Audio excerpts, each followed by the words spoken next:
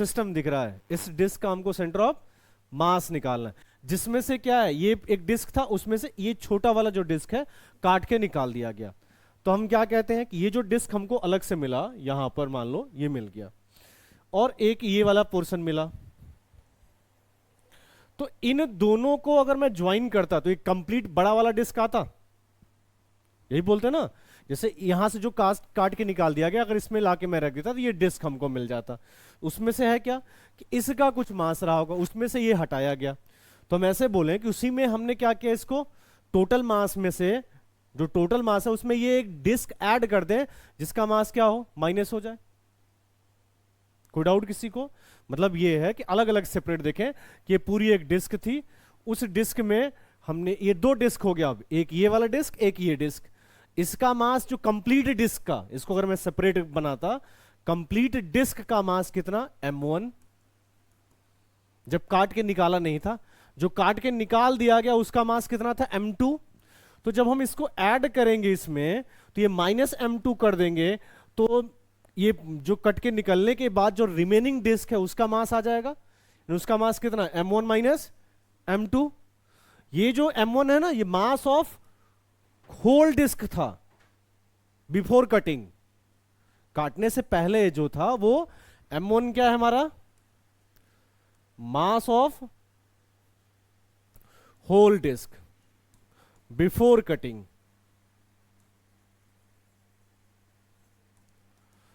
ठीक है, तो अब यानी ये क्या हो गया, बोले कि ये जो दिख रहा हमको फिगर, ये कॉम्बिनेशन हुआ, किसका कॉम्बिनेशन है, m1 और माइनस m2 का कॉम्बिनेशन है।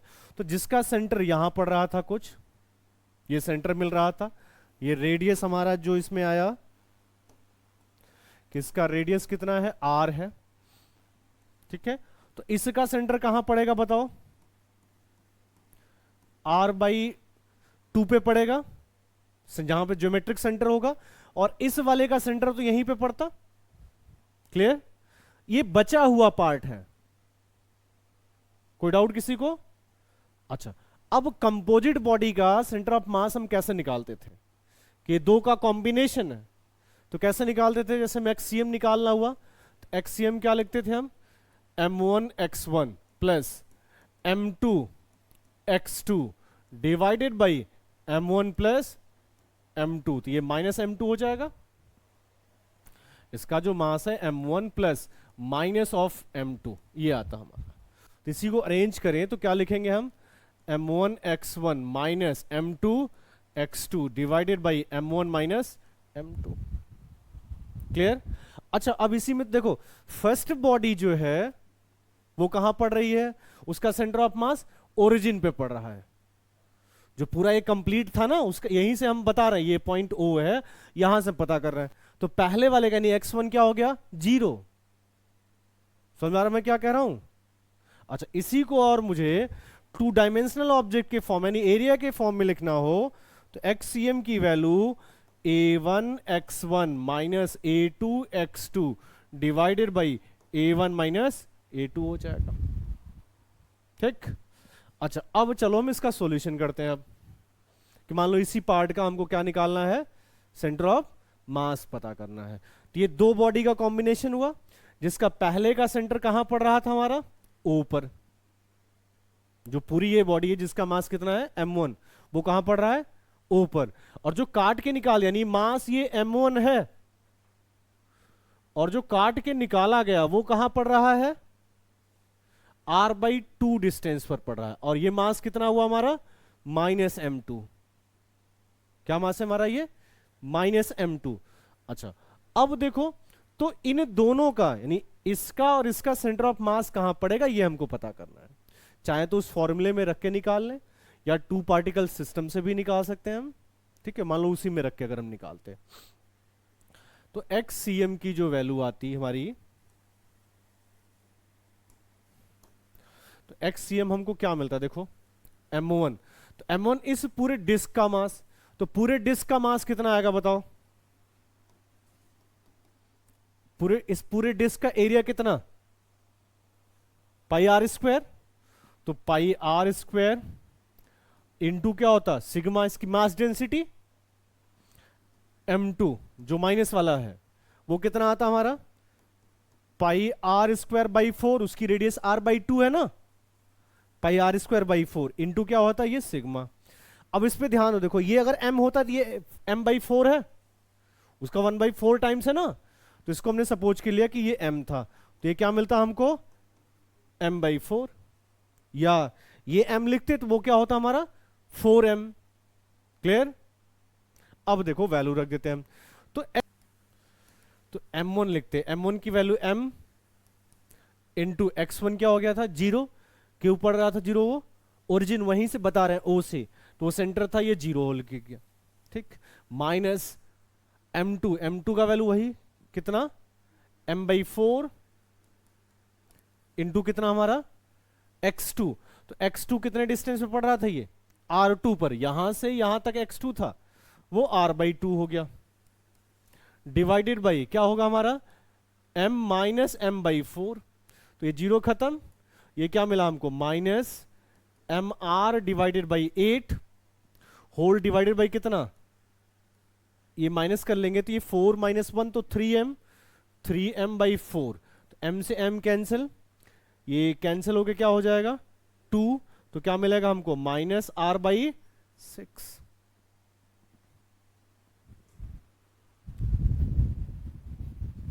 एक डिस्क है, जिस डिस्क की रेडियस कितनी है r है, अब इसमें से एक छोटा सा यहां से डिस्क काटा गया,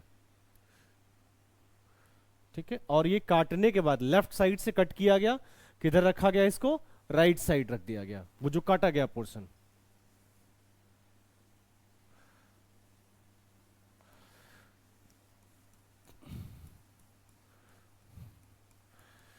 ये कट है ना, इतना काट के निकाल दिया गया, और वो जो बचा हुआ पार्ट था उसे कहां रख दिया गया, राइट साइड में। अब पूछा गया find centre of mass from O, ये पॉइंट ओ है ना, ओ से पता करना है, find centre of mass of body as shown in figure from ओ।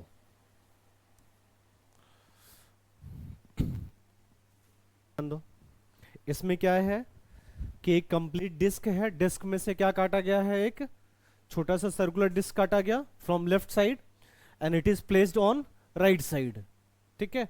अच्छा, इसका रेडियस कितना गिवन था हमको r, तो इस वाले का यानी डायमीटर कितना हो गया r, तो इसका रेडियस कितना r बाई 2। अच्छा, अब देखो हम बोले कि तीन बॉडी का कॉम्बिनेशन है, किसका किसका, एक तो ये पूरा कंप्लीट वाला, फिर उसमें ये, इसका मास अगर मान लो m1 नाम दे दिया हमने, तो ये मास कितना हमारा माइनस m2, और वही काटने के बाद इधर रखा गया, इधर तो प्रेजेंट है ना एक्चुअल में, ये प्लस m2, कोई डाउट।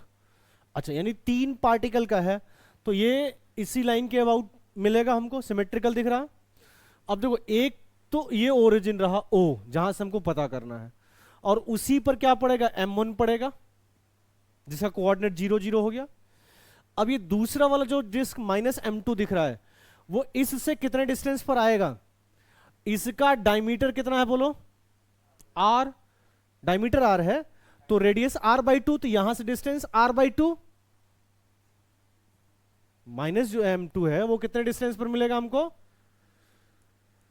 ये डिस्टेंस r बाई 2 है, यहां से कोऑर्डिनेट में माइनस r बाई 2 लिखेंगे, और ये मास हुआ हमारा माइनस m2। और दूसरा जो डिस्क यहां रखा गया, वही डिस्क काट के यहां रखा गया, तो इसका भी मास तो m2 ही मिलेगा, और उसका भी सेंटर कहां पड़ेगा, उसके ज्योमेट्रिक सेंटर पर, तो उसका सेंटर कितने डिस्टेंस पर यहां से पड़ेगा, r बाई 2 से पड़ेगा। तो अब मास पता कर लें क्या होगा। देखो अगर पहले वाले फिगर्स की अगर मैं बात करूं, जो कंप्लीट था, या किसी का भी देखें, कंप्लीट वाले का एरिया कितना, पाई आर स्क्वायर जब पूरा मानते हैं हम, और जो काट के निकाला गया उसका एरिया कितना, पाई आर स्क्वायर बाई 4 है, बोलो, अरे वो इसका रेडियस r बाई 2, तो आर स्क्वायर अपॉन 4, तो पाई आर स्क्वायर बाई 4 हो गया। अगर मैं इसको m सपोज करूं, अगर इसका मास देखें तो क्या रेशियो दिख रहा हमको कि m2 अगर निकालें कि m2 की वैल्यू अगर m है तो m1 कितना हो जाएगा 4m। इसका देखो ये 1/4 टाइम्स है ना, जिसका एरिया ज्यादा उसका मास ज्यादा। तो इसका एरिया क्या है, इस वाले का 1/4 है, तो उसका मास क्या हो जाएगा, इसका 4 टाइम्स हो जाएगा। क्लियर,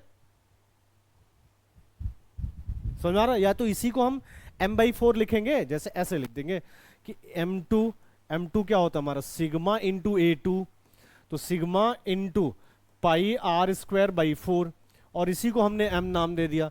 तो इससे m1 जो निकालते हैं हम वो क्या आता, सिग्मा इंटू पाई r², तो 4 टाइम्स तो है ही, तो इसको हमने m बोला था तो वो क्या हो जाएगा हमारा 4m हो जाएगा।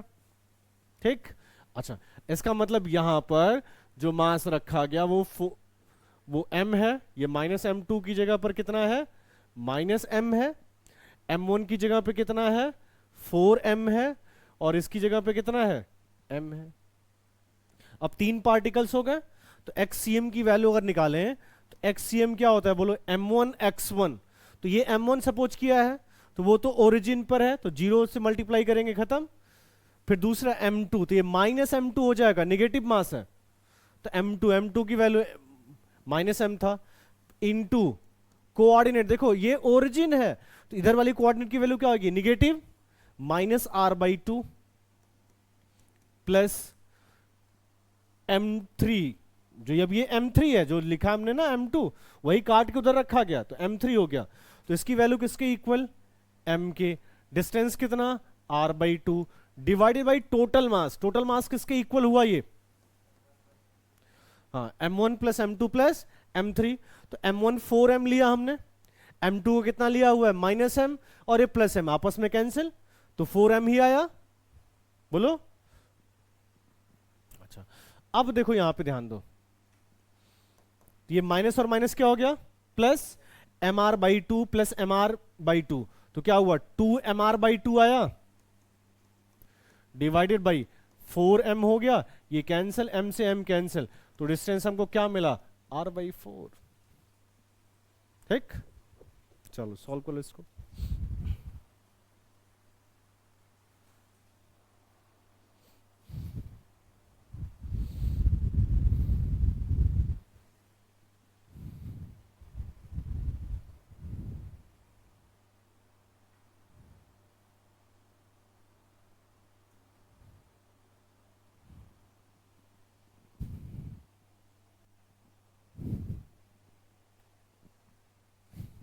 क्या दिया गया है, एक सॉलिड हेमीस्फीयर है,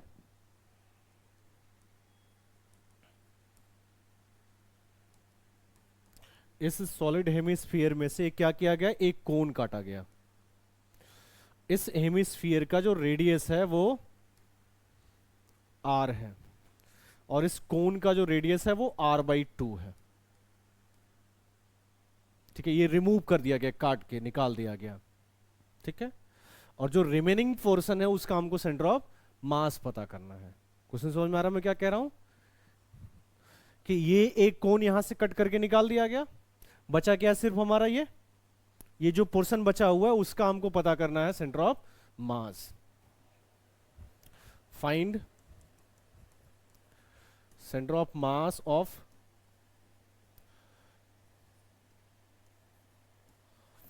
remaining portion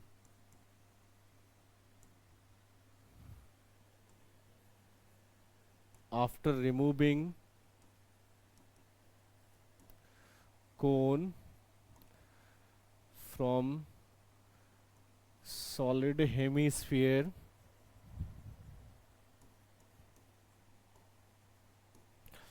as shown in figure।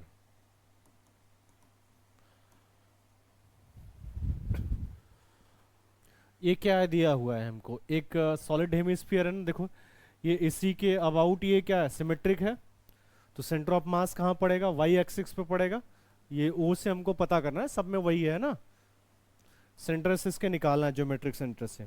अब ज्योमेट्रिक सेंटर से जब हम निकालेंगे तो इसमें से कुछ काट के निकाल दिया है, तो काट के निकालने से पहले जो है वो पूरा एक बॉडी ले ले, तो पूरा एक हमको क्या मिलता, कंप्लीट हेमीस्फीयर मिलता। तो कंप्लीट हेमीस्फीयर का जो सेंटर ऑफ मास पड़ता है वो कहां पर मिलता है हमको, 3r/8 पर। तो ये मिलता हमको, मान लो ये रहा, और ये मिला हमको 3r/8 पर आया, ये यहां मिल गया। अब इसमें से देखो जो काट के निकाला गया कोन है, सॉलिड कोन, सॉलिड कोन मतलब ये कोन काट के निकाला गया तो वो भी सॉलिड रहता है। ये दो कॉम्बिनेशन है एक कोन का। तो कोन का सेंटर ऑफ मास कहां पड़ता है, h/4 पर। तो ये हाइट भी तो इसकी रेडियस के ही इक्वल है, तो कितने पे पड़ता है ये हमारा, r/4 पर। तो कुछ यहां कहीं मान लो मिला ये कि ये r/4 ये आ गया। तो यहां मास क्या हुआ, m1, और यहां मास क्या है हमारा, -m2। तो m1 m2 में क्या रिलेशन है वो पता कर लें कि m1 m2 क्या आएगा। तो हमने पढ़ा कि सॉलिड जो रहता है उसका ये यूनिफॉर्म डिस्ट्रीब्यूशन है, तो सॉलिड में उसका वॉल्यूम पे डिस्ट्रीब्यूशन रहेगा। तो हेमीस्फीयर का वॉल्यूम कितना होता है, अगर मैं V1 की बात करूं, मान लो पूरे कंप्लीट के लिए अगर निकालें, तो हेमीस्फीयर का वॉल्यूम बताओ क्या होता है, 2/3 पाई r³ होता है। ठीक, तो कोन का कितना होगा, 1/3 पाई r³। यहां ध्यान दो, देखो ये क्या है, इसका 2 टाइम्स दिख रहा, अगर इसका मास m होगा तो इसका मास क्या होगा, 2m होगा। जैसे डेंसिटी जो होती है ना, मास अपॉन वॉल्यूम पढ़ते हो, तो मास क्या होगा, डेंसिटी इंटू वॉल्यूम। डेंसिटी तो यूनिफॉर्म है, तो इसका लिखना होता तो क्या लिखते हैं हम, 2/3 पाई r³ इंटू रो लिखते। ऐसे इसका मास अगर निकालना हुआ हमको m2, तो क्या लिखते हैं हम इसको, रो इंटू 1/3 पाई r³। और इसी को हमने m सपोज कर लिया, तो ये कितना हो जाएगा हमारा m1 की वैल्यू। यहां से देखो m1 क्या मिलेगा हमको, इसका 2 टाइम्स आ रहा, देखो ये 2m हो गया। ठीक, यानी अब मतलब ये हुआ कि जो पॉइंट हमको मिल रहा था उस पर अगर ध्यान दें कि ये पॉइंट हमारा O है, इस पे m1 रखा गया और m1 की वैल्यू क्या है हमारी, 2m है, जिसका यहां से हाइट ओरिजिन से कितनी हाइट पर है, ये 3r/8 पर है।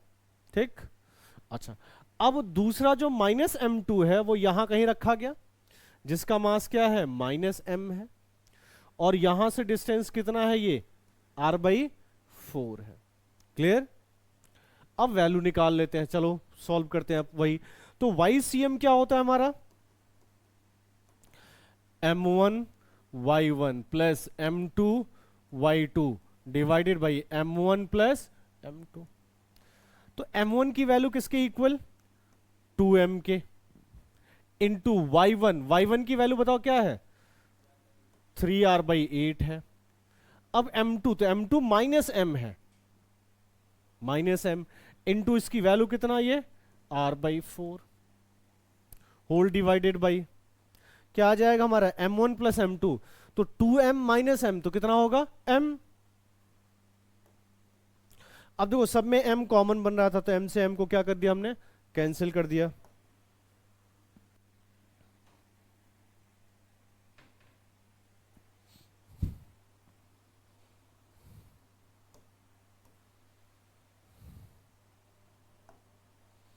तो मिला यहां से क्या, देखो YCM अगर हम निकालें तो बच्चा क्या, ये देखो 2 से कैंसिल होके 4 हो जाता है ये, तो मिला हमको YCM की जो वैल्यू